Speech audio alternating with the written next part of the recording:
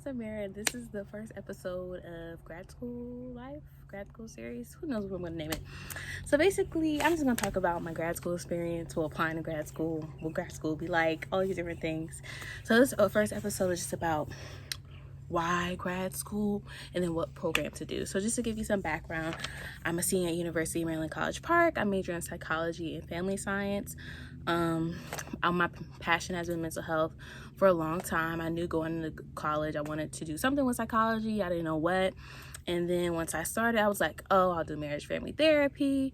But then after this program I was in my junior year called the CARE program, which was the Care to Stop Violence office on UB's campus, I realized I was really more focused into mental health therapy rather than just like marriage and family therapy. So I switched that over, but I didn't know what exactly I was going to do because my whole point was I was going to go to a marriage family therapy program in grad school and stuff like that. But after my internship, after my junior year, that's when I decided to do a master's in social work. And that's how I got to this path of applying and all that other stuff, and then finally going to officially Boston College in the fall. But that's just a little background about how I got to that. But basically, why grad school? I know for the thing I wanted to do, so mental health, I know I wanted to be a therapist. That I needed to go to some type of schooling after. There was no way I could go straight into the exact thing I wanted to do without me going back to school. So that was an easy decision for me. But some majors, they don't have to. Like, I know like engineering or like computer science, you don't always have to go back to school to get the job you want or like to go on that level. But I know for me, I needed to get more education. One, to get a license, because like to be a therapist you need to be licensed, and then two, to get the education and knowledge I wanted, because I knew after undergrad I was not vast enough in my topic to be helping someone with their life. So that's basically why I chose grad school. But for me, I knew I didn't want it to be in school too long, because I wanted to actually, work on my skills and trainings and things I wanted to do. And that's why I decided I didn't want to do a PhD, was because PhDs are 7-8 years out of your life. And I'm literally just finishing college, undergrad, and then to going back into school, and then that whole experience is a lot, and that's a long time. And yes, you can be officially a psychologist afterwards. That's 7-8 years out of my life I'm not going to even be able to truly like experience being on my own, using the knowledge I've learned and trying to actually do it. So that's why I didn't do a PhD program. And really, the reason why I chose my MSW program was because I was in my counseling psych class my first semester, my senior year, and they were just talking about the difference between clinical psych and counseling psych, and like the advocacy part and social justice part of it and different things like that. And I realized that I wanted my degree to have that background. Like, yes, I wanted to get my clinical training and I wanted to work with clients, but I wanted my foundation of teaching to be about advocacy and about social justice and reaching out to the people that are underserved and just different things like that, and also being able to have a vast amount of information and knowledge that if I ever wanted to change careers, if I ever wanted to change positions, I could without having to like go back to school. So for me, it was like between like professional counseling, mental health counseling, there was like school counseling, all these different programs that was available via the master's way, because I knew I didn't want to take no PhD.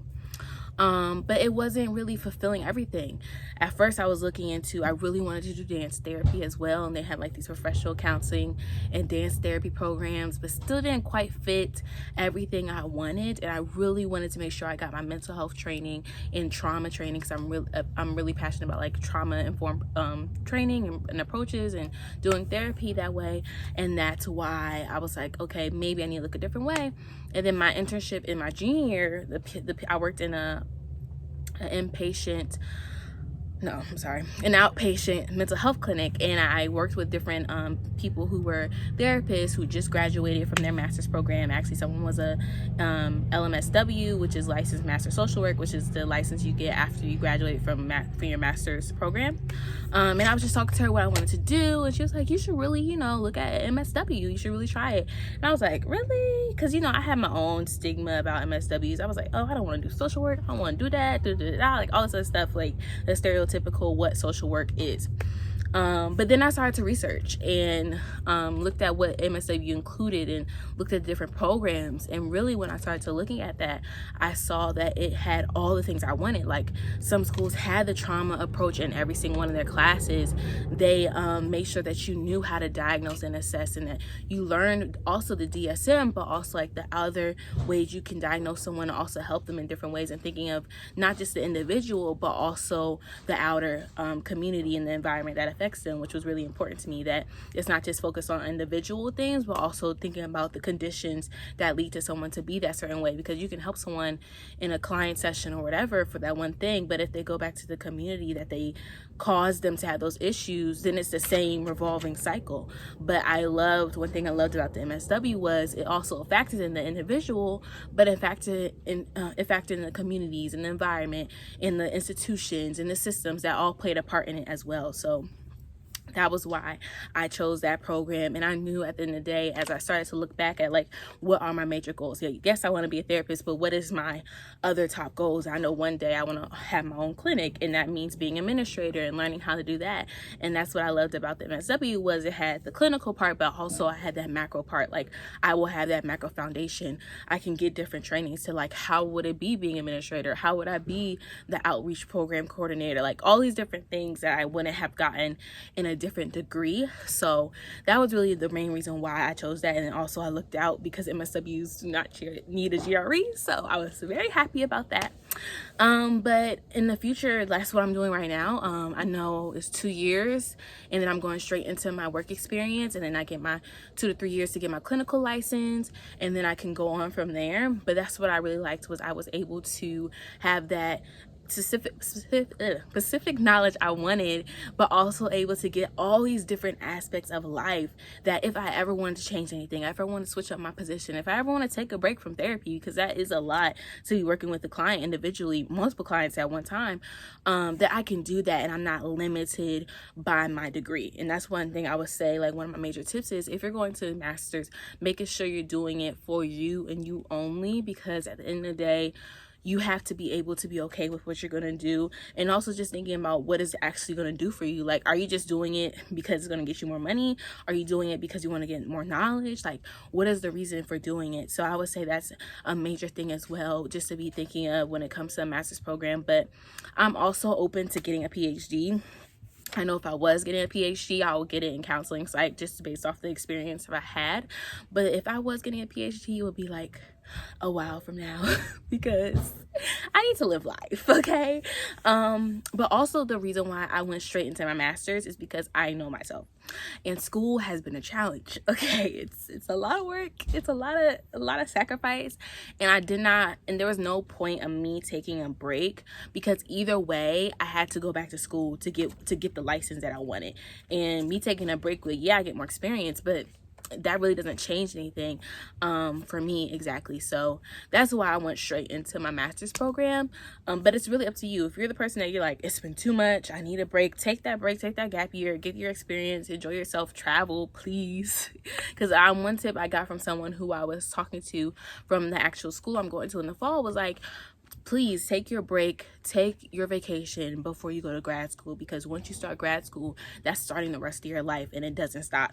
So I was like, definitely. But if you need that break, definitely. But I just knew for me personally, like, I could not take a break, because why would I want to go back to school? So, but it all depends on the type of person that you are for that part. But that's really up to you. I think I answered. So yeah, that's how I decided between like a master's, PhD, or post-bac. Somebody asked how to make grad school affordable. Scholarships. Thankfully God, it really looked out for me. The school I'm going to gave me almost like half the tuition of scholarships. Grad school is very expensive. I would say, want to make grad school affordable, apply early, because most schools have like the scholarship applications already infused with the regular application. So apply early, please, because you'll get the most scholarships as you can. And then also apply to other scholarships. Yes. also apply to all of the scholarships. Like all throughout my college years, I have gotten scholarships, which is scholarships through school, scholarships through the VA, scholarships through my church. If you have like, so I'm a military family, so I had military benefits, which is part of the reason why I'm able to like go to different schools and stuff.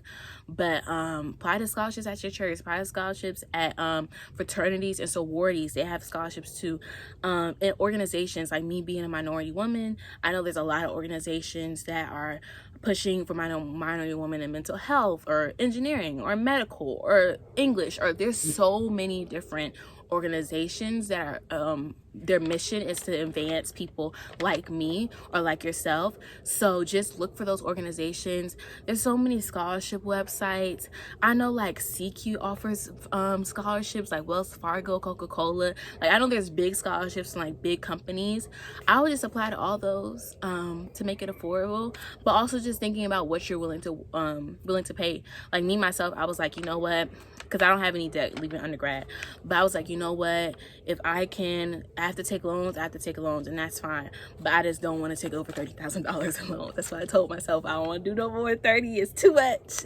And honestly, that was another thing I looked at. Like some schools that were just way too expensive, I said it's no point, because if my school's already up there on like the top list, I don't need to pay $50,000 a year to go to your school. You know, it's not necessary. Like there's a lot of great programs as well that are not always maybe known, but there are great programs from community college, different things that are cheaper, and you can do that. And I would really suggest that, because at the end of the day, you gotta pay that money back with interest. So I would just be weary and just be willing to know what you're willing to sacrifice. Like I know I was like, you know what, I will take these $20,000 to $30,000 loans, because I've been blessed to have not to have loans in undergrad, and I know this is what I need to further advance my career. And then somebody also told me, one of the people I was talking to from Boston College was like, you know what, right now this is a temporary sacrifice for a long-term success. And that's why you really just have to look at that. Like, yes, it's expensive right now, and yes, you're going to be struggling a little bit, and that's okay. But you know, at the end of the day, you're further advancing yourself, and that sacrifice is worth it, because that's what's going to help you. So I just think that's something to think of as well. And I got another question, was like, how did you create your 4-year plan? So that's like undergrad wise. I'm a planner.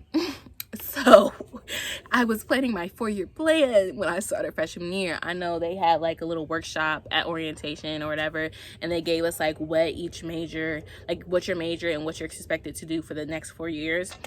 I literally went through that, searched through classes, was like, okay, I'm taking this year, I'm taking this next year, and that's what I did. And that's what I basically followed throughout my 4 years.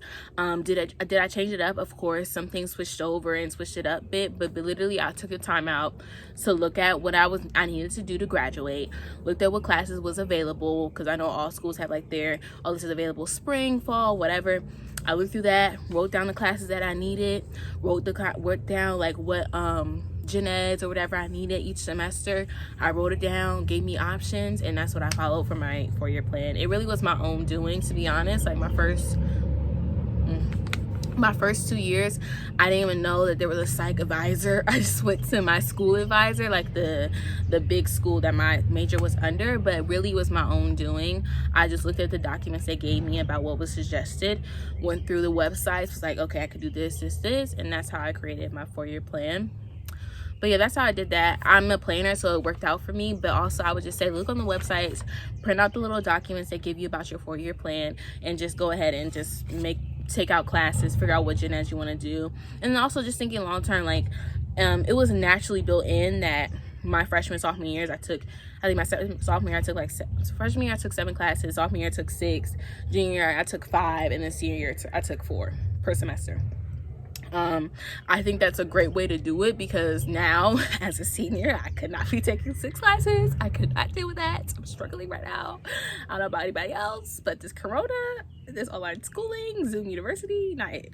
But I liked how that was embedded into that was sort of embedded in our school curriculum, that you took more classes when you first began, and then lesson each year, which really helped me. And like, yeah, when I look back now, I don't know how I was able to do 7 classes. but you know, it worked out in Jesus' name. It sure did. But also I took more classes because I was in the scholars program as well, so like that added extra classes. But yeah, I think that's a little synopsis. That's just episode 1 of why go to grad school, what program you should choose, why I chose this. Next episode I'll be talking about applying and how to do that. So if you have any questions, comments, anything you would like me to answer, anything like that, because that's what I did this time, please put them down below. I really hope this was helpful to someone. Just hit me up if you ever need anything or you have any questions. I'm really here. But yeah, I really hope you have a great day. I hope everybody's staying safe in this corona. Please stay home, quarantine, wear your gloves and your mask, and you know, try to do something that you enjoy every single day. All right, I hope you have a great day. Bye.